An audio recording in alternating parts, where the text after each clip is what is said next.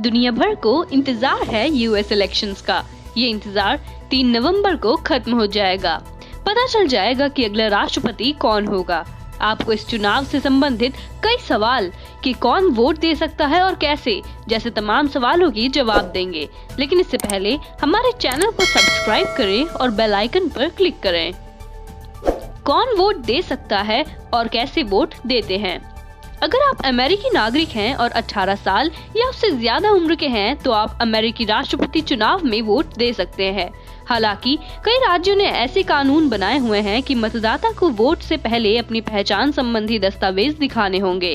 Republican party का इस कानून पर खास जोर है क्योंकि उनका मानना है कि वोट में धांधली को रोकने के लिए ये जरूरी है।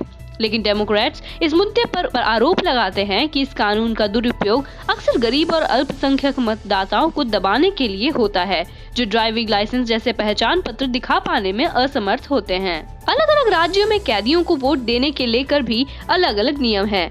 ज्यादातर मामलों में दोषी पाए जाने के बाद वो अपना मतदान का अधिकार खो देते हैं, लेकिन सजा काटने के बाद फिर से उन्हें मतदान का अधिकार हासिल हो जाता है। ज्यादातर लोग चुनाव के दिन मतदान केंद्र पर वोट देते हैं, लेकिन हाल के सालों में वैकल्पिक व्यवस्था भी शुरू हो गई है।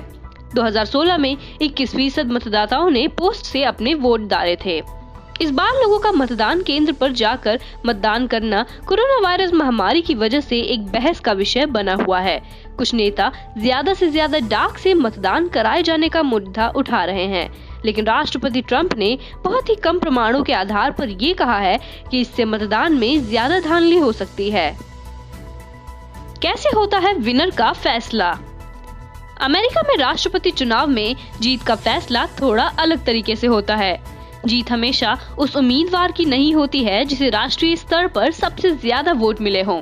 जैसा कि हमने साल 2016 में हिलरी क्लिंटन के मामले में देखा था, उन्हें देश भर में सबसे ज्यादा वोट आए थे, लेकिन वो तब भी हार गई थी। इसके बदले उम्मीदवारों को इलेक्टोरल कॉलेज वोट में जीतना होता है। हर राज्य में एक निश्चित संख्या में इलेक्टोरल कॉलेज वोट होते हैं। ये राज्य की जनसंख्या पर निर्भर करता है। कुल 538 वोट होते हैं, जिनमें से 270 या फिर उससे ज्यादा वोट जीतने के लिए हासिल करने होते हैं। इसका मतलब ये हुआ कि अगर कोई अपने पसंदीदा उम्मीदवार को वोट देना चाहता है तो उसे राज्य स्तर पर हो रहे मुकाबले में वोट करना होगा, ना कि राष्ट्रीय स्तर पर। जो भी उम्मीदवार सबसे ज्यादा वोट पाता है उसे राज्य के सभी इलेक्टोरल कॉलेज वोट चले जाते हैं। ज्यादातर राज्य किसी एक पार्टी की तरफ ज्यादा झुकाव रखते हैं। इसका मतलब ये होता है कि उम्मीदवार उस राज्य में ज्यादा ध्यान देते हैं जहां उनके जीतने की संभावना रहती है।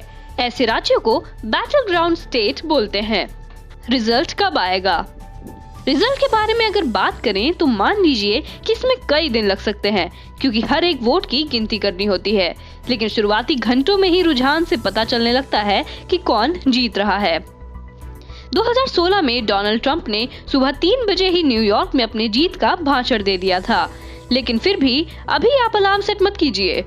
अधिकारियों ने पहले ही इसे लेकर चेतावनी जारी की है कि इस साल डाक बैलेट में बढ़ोतरी को देखते हुए मतगणना में कई दिन और यहाँ तक कि हफ्ते भी लग सकते हैं। विनर कब कार्यभार संभालेगा? उदाहरण के लिए मान लें कि अगर जो बाइडेन जीतते हैं तो तत्काल ट्रंप को हटाकर उनकी जगह नहीं ले पाएंगे, क्योंकि कैबिनेट मंत्रियों को चुनने और योजनाओं को बनाने के लिए एक निश्चित समय सीमा निर्धारित होती है। नए राष्ट्रपति आधिकारिक रूप से 20 जनवरी को शपथ ग्रहण करते हैं। ये शपथ ग्रहण समारोह वॉशिंगटन डीसी की कैपिटल बिल्डिंग की सीढ़ियों पर होता है। समारोह के बाद नए राष्ट्रपति 4 साल तक अपनी जिम्मेदारी संभालने के लिए व्हाइट हाउस की तरफ बढ़ जाते हैं।